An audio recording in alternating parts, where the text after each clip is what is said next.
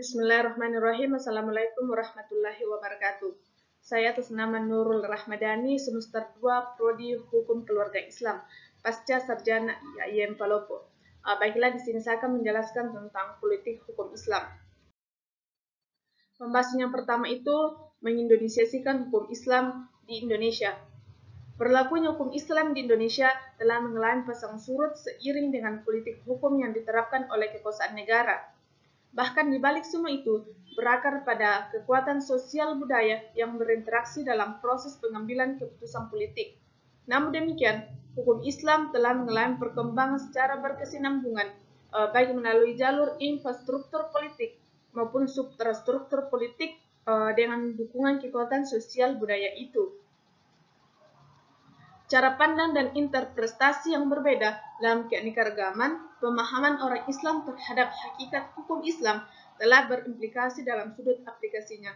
Menurut M. Ato Mushar menjelaskan cara pandang yang berbeda dalam bidang pemikiran hukum Islam dibagi menjadi 4 jenis. Yang pertama, kitab-kitab fikih, keputusan-keputusan pengadilan agama, peraturan perundang-undangan di negeri-negeri Muslim, dan fatwa-fatwa ulama. Nah, dari keempat faktor tersebut diyakini memberi pengaruh cukup besar dalam proses transformasi hukum Islam di Indonesia. Untuk mengindonesiasikan hukum Islam mengandung dua keinginan. Yang pertama adalah cita-cita membangun hukum Islam yang berciri khas Indonesia dan menjadikan adat Indonesia sebagai salah satu sumber hukum Islam. Puncaknya ditandai dengan konsep fikih hukum Islam di Indonesia. Yang kedua, keindonesiaan yang berorientasi konstitusional, yakni memformulasikan hukum Islam dalam bentuk peraturan perundang-undangan melalui konsensus ijma ulama Indonesia. Dengan format output Islam hukum, Indonesia akan secara paralel, sistematik dan alamiah berjalan searah dengan indonesiasi hukum Islam. Kompilasi Hukum Islam atau KHI yang lahir atau dibentuk pada tahun 1991 dianggap sebagai satu di antara sekian banyak karya besar umat Islam Indonesia dalam rangka kebangkitan umat Islam di Indonesia. Dengan adanya kompilasi hukum Islam juga merefleksikan tingkat integrasi yang tinggi antara visi keislaman, keindonesiaan, dan kemodernan. Secara substansial, perumusan kompilasi hukum Islam yang dilakukan mengacu pada sumber Islam, yakni Al-Quran dan Sunnah Rasul atau hadis, dan secara hierarki mengacu pada peraturan perundangan yang berlaku. Kemudian, para perumus kompilasi hukum Islam atau KHI juga memperhatikan perkembangan yang berlaku secara global serta memperhatikan tatanan hukum baru tertulis, terutama sistem hukum era kontinental atau civil law, dan tatanan hukum adat yang memiliki titik temu dengan tatanan hukum Islam. Berkenaan dengan hal itu,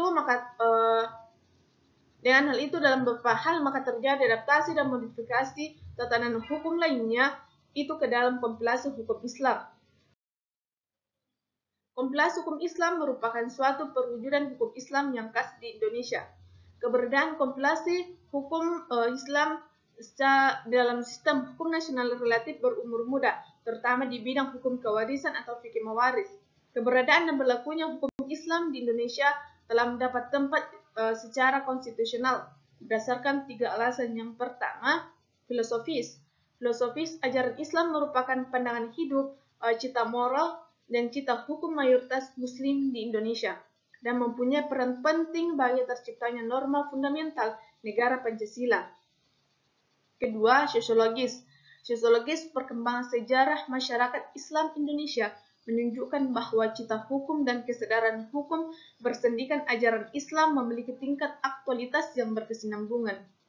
Yang ketiga, yuridis. Sebagaimana tertuang dalam pasal 24, 25, dan 29 Undang-Undang Dasar 1945 yang memberi tempat bagi keberlakuan hukum Islam secara yuridis formal. Dalam pembangunan politik hukum nasional, kedudukan hukum Islam sebagaimana disebut di kompilasi hukum Islam juga terlihat dalam beberapa aturan, yaitu yang pertama, pada ketetapan MPRS nomor 2/MPRS/1960 yang menyatakan bahwa penyempurnaan hukum perkawinan dan hukum waris hendaknya juga memperhatikan faktor-faktor agama. Yang kedua, garis-garis besar haluan negara dan rencana pembangunan 5 tahun bidang hukum di dalamnya ditegaskan bahwa hukum Islam merupakan salah satu komponen tata hukum Indonesia dan menjadi salah satu bahan baku pembentukan hukum nasional Indonesia selain hukum adat dan hukum eks barat. Yang ketiga, garis-garis besar haluan negara tahun 1999 yang merupakan produk era reformasi ditegaskan bahwa ada kebijakan hukum nasional secara garis besar bersumber hukum adat, hukum Islam. Yang keempat, rencana pembangunan jangka panjang nasional. Dijelaskan bahwa pembangunan hukum nasional harus memperhatikan kesadaran hukum dalam masyarakat dan tuntutan agar pembentukan hukum nasional memenuhi nilai sosiologis yang sesuai dengan nilai budaya yang berlaku di masyarakat. Situasi politik yang mewarnai pembentukan Undang-Undang Nomor 1 Tahun 1974 tentang perkawinan dan Undang-Undang Nomor 7 Tahun 1989 tentang peradilan agama yang diamandemen oleh Undang-Undang Nomor 3 Tahun 2006 turut mewarnai kecenderungan dan arah kebijakan hukum negara yang bisa dilihat dari aspek politik pembentukan hukum, aspek politik mengenai isu hukum atau asas dan kaidah hukum, dan aspek politik penegakan hukum. Nah, dari ketiga aspek tersebut dalam membuat hukum Islam yang dipraktekkan masyarakat Muslim Indonesia mengalami konflik dengan aturan-aturan legal formal lainnya. Bahkan antar pasal dalam satu aturan legal formal itu sendiri terjadi konflik, terutama dalam tataran penerapannya. Padahal konflik aturan tersebut dapat menimbulkan berbagai dampak dan dalam wujud problem sosial budaya di masyarakat. Peran hukum Islam memberikan kontribusi dalam sumber nilai terhadap pembuatan hukum nasional. Hukum tersebut berlaku bagi seluruh warga negara Indonesia.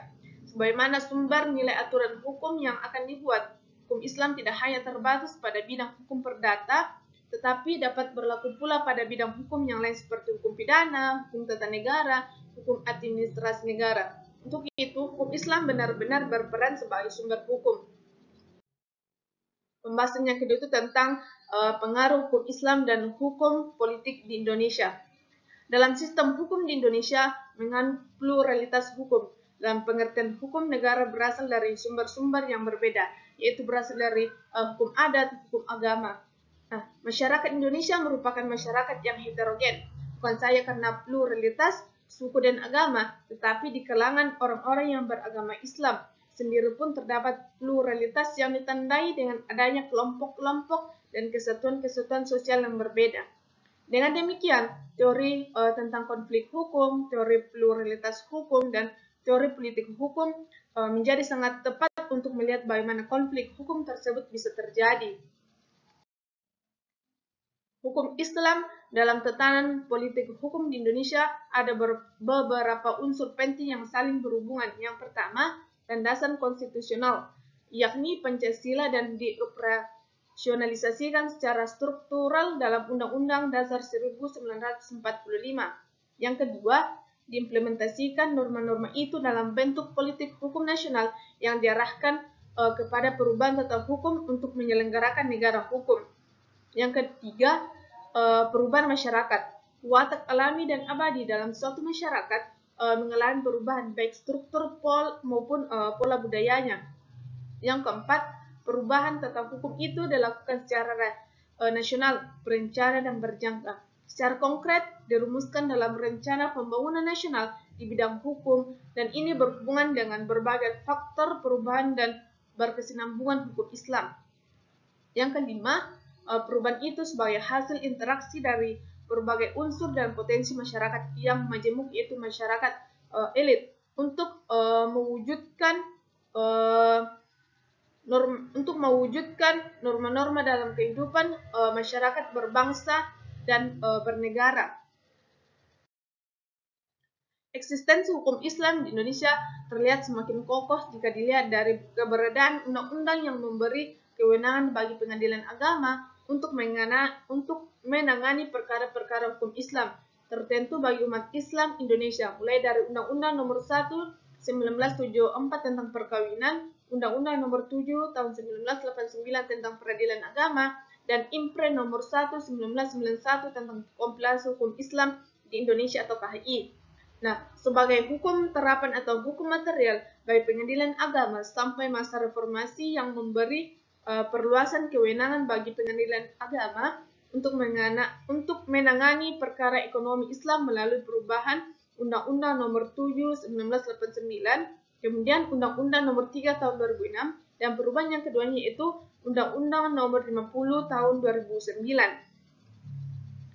Paradigma positivisme dalam politik hukum nasional dapat dilihat dari aspek-aspek yang bisa menimbulkan konflik hukum sebagaimana yang telah dijelaskan sebelumnya, yaitu aturan hukum yang hanya merupakan dasar legalitas dalam menegakkan hukum prosedural, tetapi mengabaikan keadilan substansif. Tentang prosedur menjadi lebih penting daripada hukum untuk mencapai keadilan yang merupakan tujuan dari pihak yang berperkara. Sekian penjelasan dari saya, kurang dan lebihnya mohon dimaafkan. Hadza min fadli Rabbi. Assalamualaikum warahmatullahi wabarakatuh.